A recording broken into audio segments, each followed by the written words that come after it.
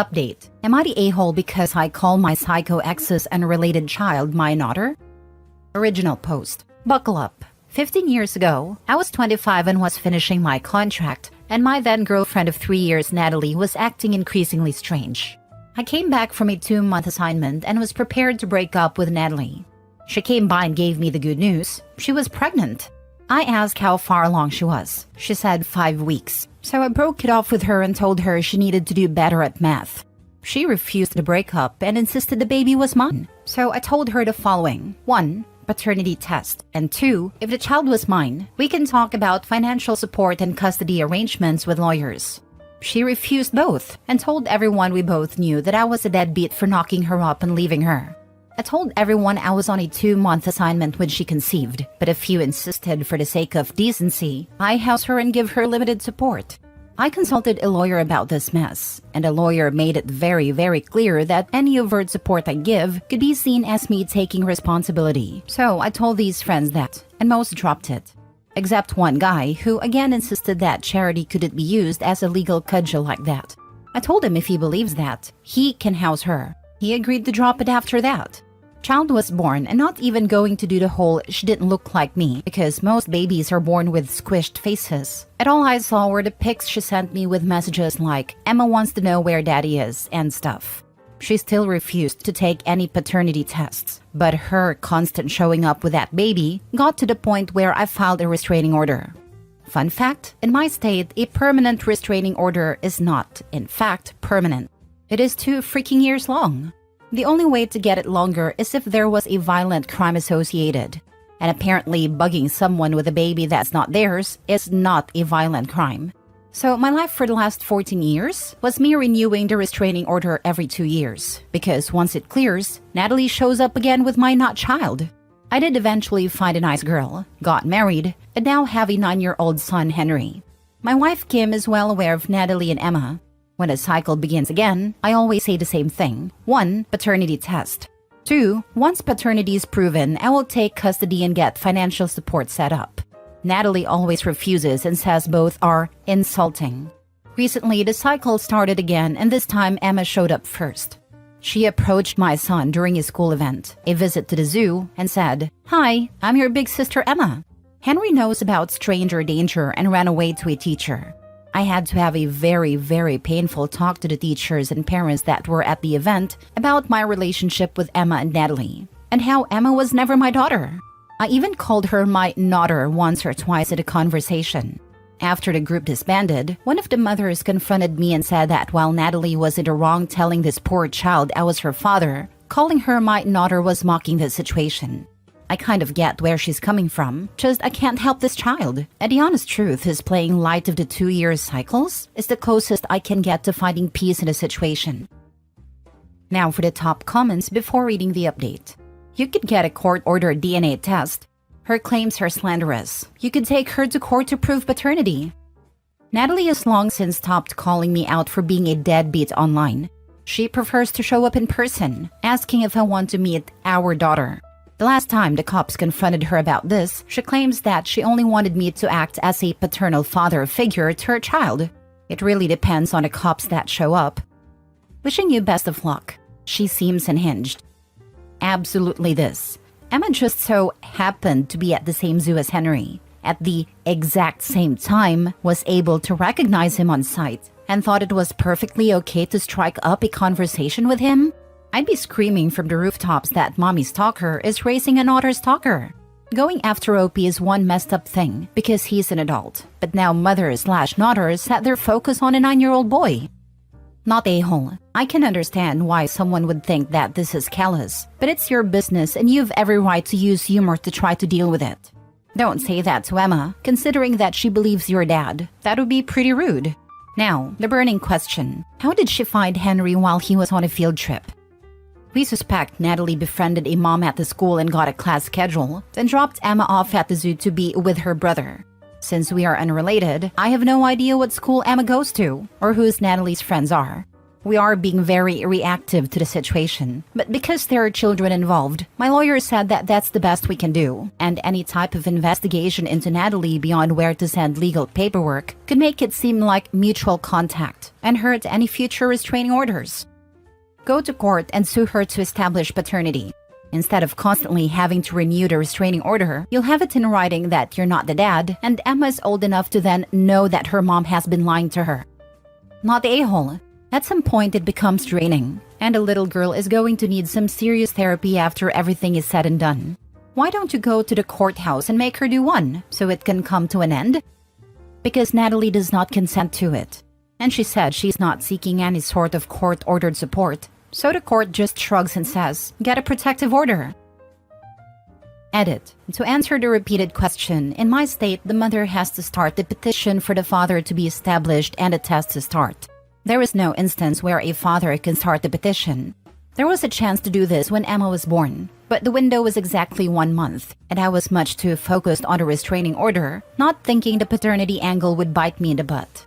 One last time, to everyone saying, just ask for custody. That'll force DNA test. Literally can't be done. Been through this enough with a lawyer and have consulted with other lawyers. There are laws protecting children, and a lot of them exist for good reason. I'll explain it the way my lawyer explained it. Imagine there's a woman that ran from an abusive ex. She finds out after she escaped that she's pregnant. She gives birth, never puts the ex on a birth certificate, never tries to file for support, because she wants to get as far away from him as possible. He finds out years later and tries to rope her back in using the child as leverage. She can just say no, and the state has to let it go. There is, however, a provision that if the father was involved enough to know when the birth was, that he could submit his DNA to the state within 31 days of birth as a potential father. But that time has long passed. The law is designed this way on purpose. In the eyes of the family court, I am a random person, and I was never claimed to Emma. If you think the state wants old children to be claimed by fathers and will gladly submit any DNA test whenever any potential father shows up, find a random single mom, call the family court, and say you want to claim her child.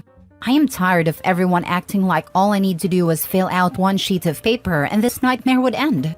Please, just call a lawyer for a free consultation or post on legal advice and ask them. It doesn't work that way. Now for the update. Got off the phone with my attorney. We have a preliminary hearing on the new restraining order this week.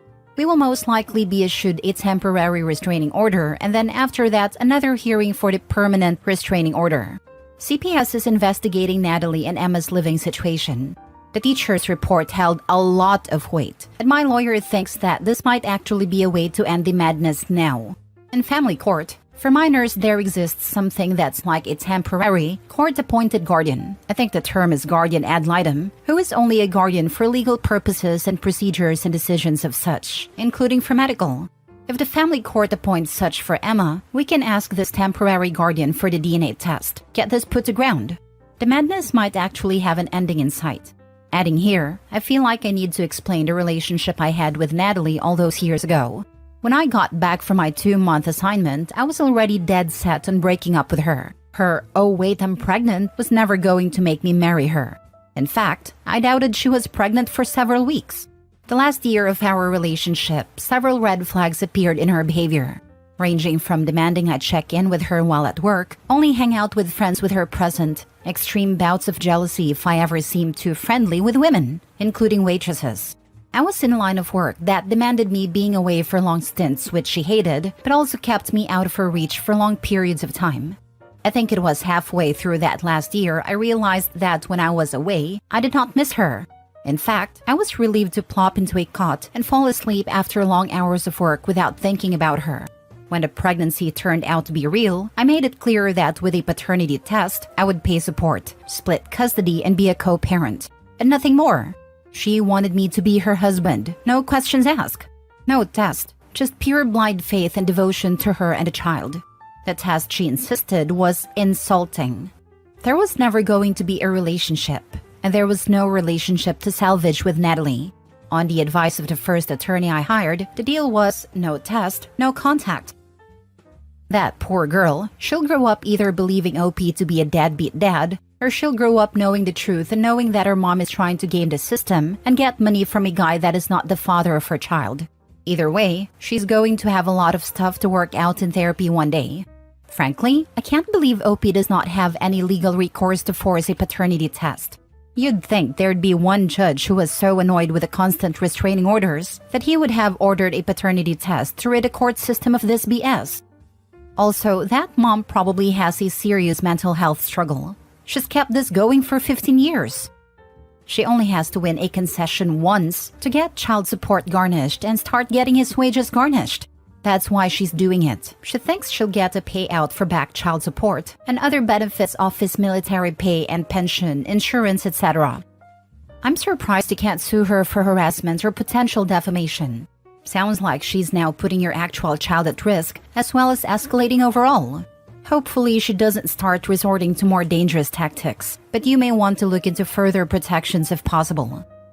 This bit of harassment with a CPS reported a new restraining order should, if we are lucky, be the kill shot we need. Last story. Update. Am I the a-hole for telling my daughter to keep her Father's Day gift to herself because she hid her mom's affair from me for months? Original post. My ex-wife, 40 female, and I, 41 male, have been divorced for a year now because she had an affair. She herself confessed to her affair a year later and moved in with her affair partner, who she's also now married to. I was pretty distraught with the whole thing. We also have a daughter, 17 female. My daughter knew about the affair, but she told me she hid it from me because she didn't want to break up the family. It really hurt me that she hid it from me for so long, but I moved on. My daughter still apologizes for it, but I've told her it's alright. My daughter today gave me a Father's Day gift, which was a handwritten letter and a gift. However, I was in no mood for gifts, so I told her to keep it to herself. My daughter seemed a bit shocked and she went to her room, and I think she was crying as she went to her room. Was I the a-hole? Now for the top comments before reading the update. Yes, in my opinion. You say you told her it's alright. You say you moved on. How do your actions live up to those words? At least be honest with yourself and then her. Either move on or don't, but don't say everything's alright and then not accept a gift from your daughter. Plus, maybe factor in she's a kid and in a tough spot between her parents when you make some of these evaluations. You're the a-hole. Your child was placed in an impossible situation by your wife. Stop treating her like your equal. You're not. You're supposed to be the adult here. She was 16, and she didn't do it so she can have a better new dad, but because she wanted to keep her family together. There are families like mine, where divorce is some kind of relief for the children. And there are those like yours, OP, where nobody beside your ex wanted a breakup. Stop acting as if your daughter were the guilty party. It's not her fault. I mean, from the limited info you give here in your post, you sound like the a-hole. You told her it's alright. If it's not alright, then why the F are you telling her it is? Also, is it your daughter's job to save your marriage? That's a lot of pressure to put on your daughter. I'm not sure you're fully aware of everything she may have had on the line, and you're still holding it against her? But yeah, don't say it's okay if it's not okay. Imagine if she had said something, OP's wife would be blaming her for breaking up the family. This was a no-win situation. Poor baby was literally put in an impossible situation. There's literally nothing she could have done. Kids put a lot of responsibility on themselves even at a young age. I've had third graders tell me that they blame themselves for their parents' issues. They've broken down crying when I've told them that they're not to blame for adult problems. It's completely out of their control, and it's not their responsibility. Kids internalize a lot of these issues. What they did was confirm to her that she was part of the problem, when she literally wasn't. OP is absolutely the a-hole. Now for the update. Just wanted to provide a quick update. I did feel guilty after rejecting my daughter's gift yesterday, and after reading a few comments, it confirmed that I was an a-hole. I went to her room yesterday and apologized for everything. It really hurt me that I made her cry that much. I told her that I didn't mean it, and we had a chat. I got the gift, and the letter was really sweet and heartfelt, and I thanked her. I felt really touched after reading it, and I will preserve it forever. For the rest of the day, I took her out on a shopping trip, and then in the evening, we went to theaters to watch a movie. She seemed very happy. At night, we had one more serious chat where I told her it wasn't her fault at all. She said she still feels very guilty about hiding the whole affair from me, because even though she hated her mom for the affair, She was worried about exposing the affair because of how the whole family would fall apart. I told her that she shouldn't feel guilty about anything, and it's not her fault at all, and it's only her mom's fault. We then talked a bit about her mom, and she agreed that if there's one thing she learned from the entire thing, it's not to emulate her mom when she's an adult. I agreed, and also told her it was unfortunate that she got such a mom. I told her we both need individual therapy to deal with a divorce and her mom's selfish actions, and my daughter was open to it. So we will start looking for a therapist soon. A good person realizes their faults, looks to atone, and is always trying to better themselves. Exactly. Not only did he set things right with his daughter, but he set another good example of how to deal with things like accountability, communication, and reconciliation. Gold star. I was in a similar situation as a kid and found my dad cheating. Your daughter was in a no-win situation, and that's the kind of thing that's hard for an adult to deal with, let alone a kid. I'm glad you made up with your daughter. That was definitely the right thing to do. The only thing I will say is please don't poison your daughter against her mom. You were angry with her, and have every right to be. But her mom wronged you, not her. Please be the bigger person in this situation, and don't encourage a deteriorating relationship between a mom and her daughter. I hated my dad, and then he died when I was a teenager. I'm in my late 30s and still have to deal with not only his death, but our complicated relationship that was never resolved. She only has one mom, and we only have one life. Who knows what the future holds? So long as she's a good parent, your daughter needs her as well as you. I agree on not poisoning a daughter against her mother, but pretending that having an affair isn't also wronging your child is naive. If you have an affair, you're harming your child. No way around it. It breaks up families. Totally agree with everything else, but the mom did wrong the kid when she directly involved her in the affair, enough for the kid to know it was happening. We don't know how the daughter found out about the affair though. I found out from snooping and looking into things I had no business with. I was a kid, so I wouldn't necessarily say it was my fault. But had I not been snooping, I would have never known about my dad's mistress. He didn't involve me in any way. If she wasn't cheating, there would have been nothing to find. Her actions, regardless of her intentions, directly resulted in the fear and hurt and guilt the daughter experienced.